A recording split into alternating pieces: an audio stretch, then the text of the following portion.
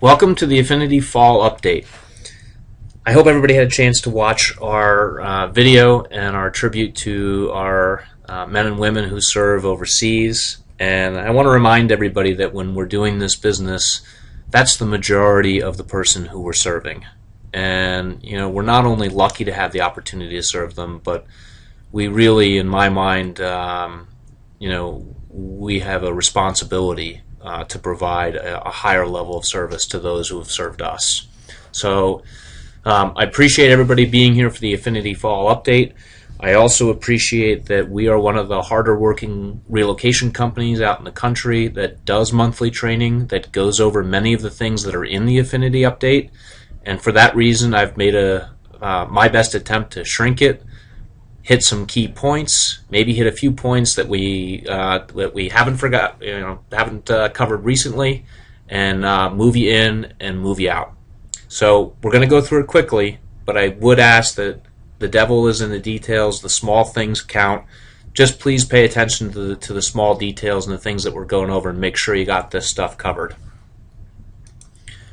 First thing I want to hit is a document that you may not have seen, and I just found it and I thought it was a good point-to-point life of the referral, what happens with the Cardist Affinity Home Finding Guide. And this is just going to really take you from the beginning to the end, the life of an affinity buyer as you may see it, and what kind of contact points need to be made. And there are good things in this document. I certainly won't go over all of it, but what I want you to think about is, are we really leveraging this program? Do we answer when it's USAA? Do we mention the Movers Advantage program, USAA?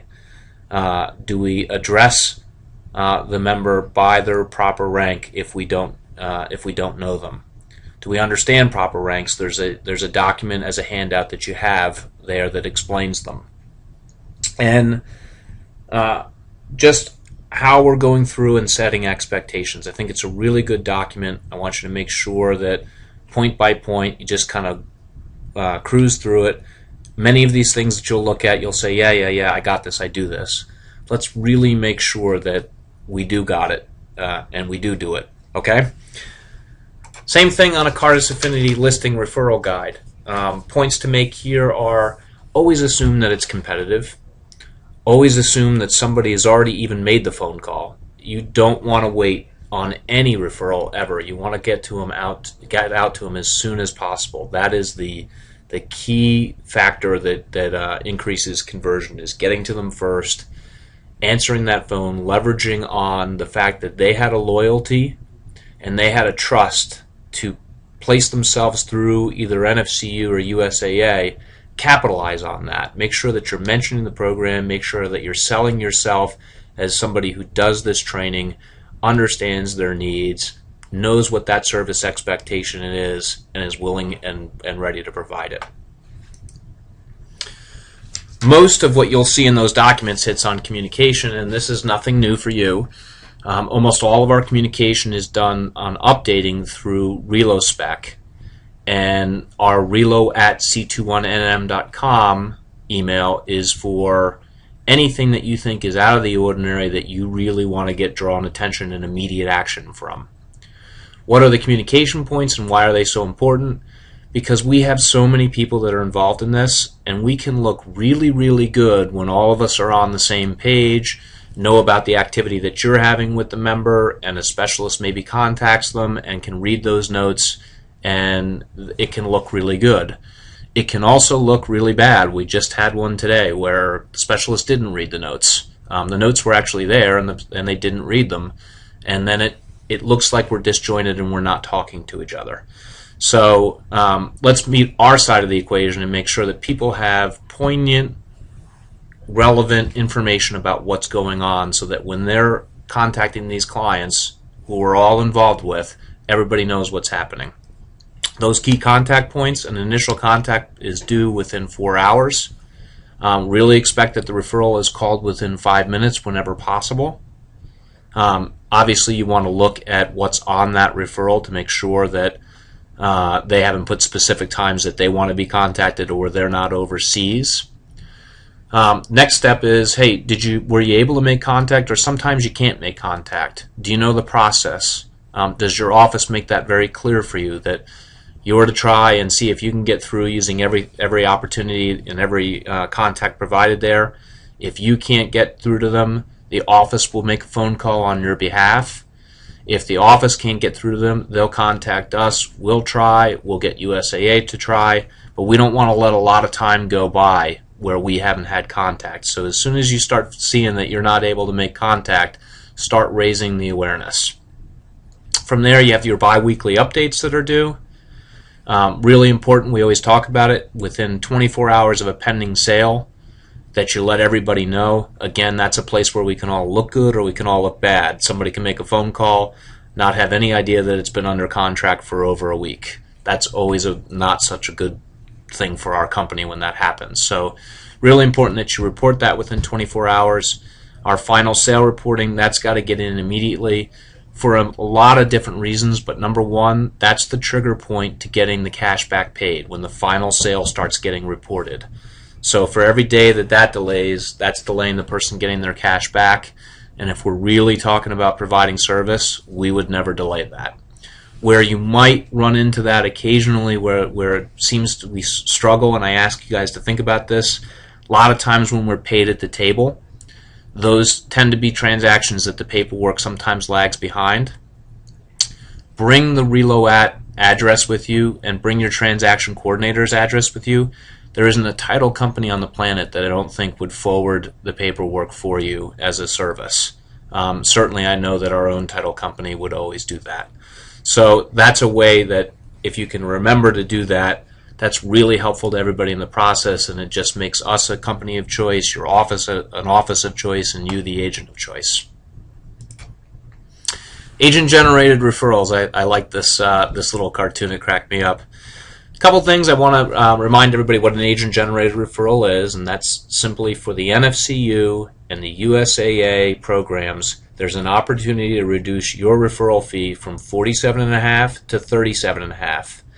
What you need to do is beat them to the punch. You need to send an email to relo@c21nn.com telling us of your intention to put somebody into the program before that person actually ends up in the program and is sent back to us by Cardis. I want you to remember, and this comes up all the time, and it's key, the mortgage and the mover's advantage or the Realty Plus benefit, that's us, that's totally separate. One has nothing to do with the other. We try to obviously go back and honor the source, but the cash back is not tied to using the preferred mortgage company. It never has been, it never will be. That would be illegal. So it's just really important that we know that information. And anybody who is a USAA member can receive the cash back even if they find a different lender that they want to use. Agent-generated referrals, there are some questions that you can ask, and they're simple. Does the person have military service? That would cue you into asking some questions about whether or not maybe they're USAA or NFCU members. Certainly, if they are using USAA or NFCU as their mortgage company, that would be a ding, ding, ding. I better get this person into the agent-generated referral program real quick, because those programs are very, very, very good at converting them into the real estate program. And you always want to just ask that question: are people, do you have a relocation benefit? They might have a relocation benefit through any number of companies, Brookfield or Weichert or somebody else. That may mean that we can still work with them, and we'll always help you with that. That's information that you absolutely want to know. Our PEQ returns, we've talked about this. We've made some good progress this year. We need to continue to make progress. And it's just doing the same thing every time. It's having that survey with you and actually showing it to them. Before you jump in the car and start driving everywhere, whenever possible, sit down and show them that survey. Get a copy of it and email it to them, but let people know that they came to USAA or they came to NFCU because they expected to get service, and that's exactly what you plan on providing. And because of that, this survey is so important. Then you move into setting your expectations. You check in along the way because you've already brought this up and they already know how important it is to you. If for any reason you don't think that a transaction went well, you get an email from us a day afterwards saying, hey, how did it go? If you feel like, hey, this just isn't somebody that I'm confident I'm going to get a great survey back from, you write do not send and reply back to Reload, and we will stop all follow-up on that survey. We can't stop having it sent out, but we can stop our sending all kinds of reminders to these people to return that survey. If you think that it went well, you're going to get a series of emails after that letting the people know that they're going to get the survey, how they're going to get the survey, which questions are most important to us. Follow in behind that. It's that email is from me, from the relocation department, and they don't know me, and they know you, and they loved you, and they will absolutely give you the number that you want on the question that you want if you ask them. A little update that I hope is positive, our QSS survey update. So up till now, we cannot send a survey to any Affinity client, and that's still true. That, by the way, is not a company policy. That is our company enforcing a policy. That's a Cardis and a brand policy that cannot be sent. And how does that affect you? Well, 50% of your customers must be sent the QSS survey to qualify. So how are we tackling that? I worked with Rick Davidson and with Tara Scholl from the brand, and they are actually going to take our list, which has already been submitted, and go through it one by one and pull out every name of every Affinity customer that we had and remove that from your account. So what the heck does that mean? Let me give you an example. If you did 18 transactions, it'd be prior to this rule, you would have to have at least 9 of the QSS surveys, 50%. Well, in the new rule, if 8 of those 18 transactions are USA or NFCU, your denominator now is 10. And so 50% of that is only 5 returns that are needed.